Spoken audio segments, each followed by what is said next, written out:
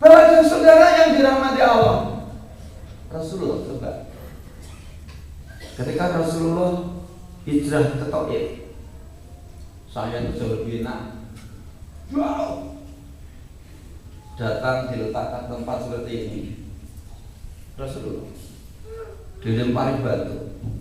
Sejarah mencatat tersungkur, berlinangkan darah, berkucuran darah, giginya rontok. Bandingkan dengan soleh, enak sekali. Itu aja sudah sabar seringnya itu. Rasulullah sampai Jibril itu enggak tega, nawarkan pada Rasulullah. Enggak tega melihat Rasulullah seperti itu. Wahai ya Rasulullah, gimana kalau seandainya Jabal Nur ditangkap, tak lemparkan kepada penduduk Taif? Apa kata Rasulullah? Itulah asbabul nurut. Innama bu'istu liutammima makarimal akhlaq. Jibril, aku diutus bukan untuk bunuh-membunuh, tidak untuk kekerasan, tapi aku diutus oleh Allah adalah untuk memperbaiki akhlak.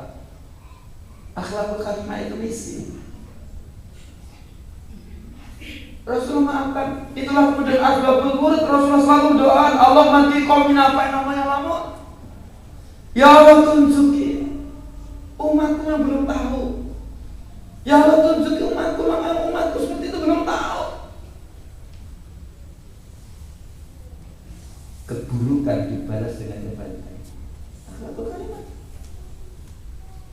Bukan kebaikan dibalas dengan keburukan dan keburukan dibalas dengan keburukan. Akhlakul karimah ajarkan keburukan balaslah dengan kebaikan.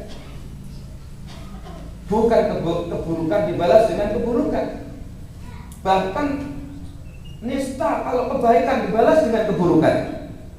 Anjing saja yang sudah menggonggong kita lempari itu tulang, tidak bisa lagi menggonggong. Apalagi kita yang punya akal. Nah, pada pagi ini sengaja pada bapak dan saudara Allah itu, balaslah keburukan dengan kebaikan.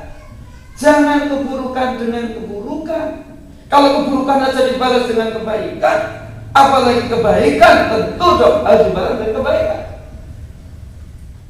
Rasulullah pernah diludahi, Rasulullah tidak balas.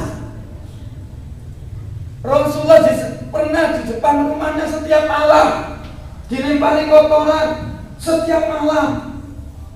Terlihat 1 minggu sudah terhenti tidak ada kotoran. Rasulullah cari tahu siapa orang yang biasa melempari kotoran. Ternyata tetangganya. Apa yang dilakukan Rasulullah? Minta pada istrinya memasakkan makanan. Setelah masak datangi. Begitu kelihatan Rasulullah dari rumahnya, tidak mungkin Muhammad itu kalau tidak Nabi. Jelas dia itu tak jahili, tapi justru datangi aku.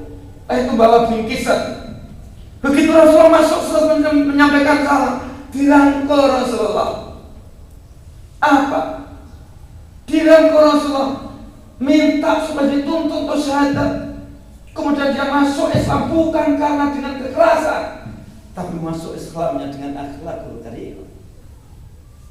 Itu yang harus kita pelajari. Maka dalam hadis Rasulullah mengingatkan kepada kita, datangi orang yang tidak pernah datangi kalian. Tegur sapa orang yang tidak pernah tegur sapa dengan kalian. Berikan makan kepada orang yang tidak pernah menraktir beri makan kalian. Sudahkah bisa kita seperti itu? Insya Allah. Bukankah kita sering naik kampung, ketika ada tetangganya punya gawe, yuk sampai enggak rono. Benar, aku duit, aku enggak ini kok. Nah begitu kan biasanya. Loh, aku yang gawe berapa sunatan anakku singki, isi kok mantunya anakku singki kok, enggak pernah nanggung kok semua rono. Yang terjadi kan? Islam menjadi justru ketika orang enggak pernah memberikan makan pada kalian, beri makan. Enggak mau datangi pada kalian, silaturahmi pada kalian, datangi dia.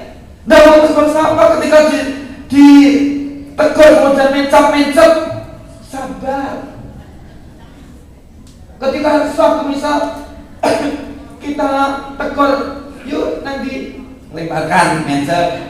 Besok lagi begitu, nggak usah wale, sing sabar, mencap lagi, biarin terus lagi, pelan-pelan karena sering begitu kan pelot, stroke. Jangan pernah doakan. Islam ngajari demikian, coba bayangkan indahnya Islam.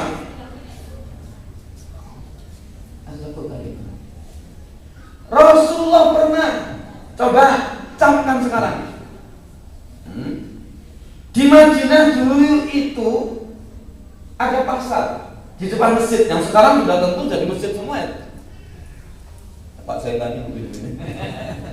Iya, betul. Sekarang sudah jadi masjid semua. Nah di pojokan pasar itu ada pengemis buta yang nongkrong, difitnah oleh temannya.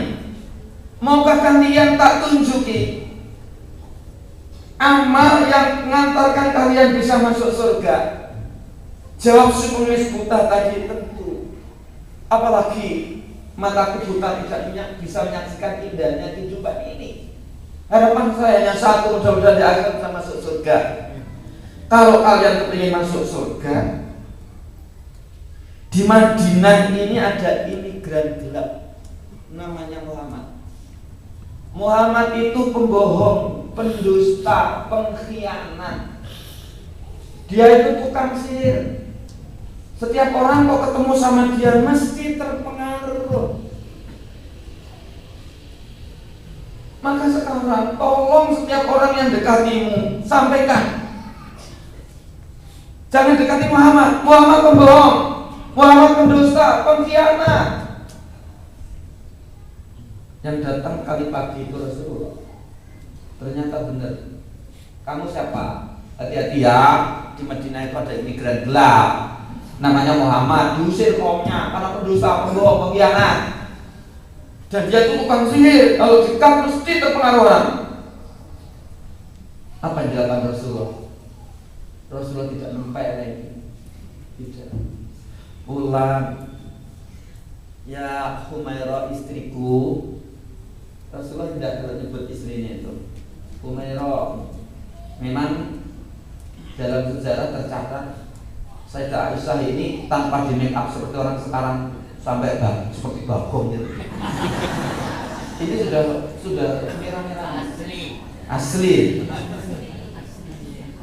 loh gitu.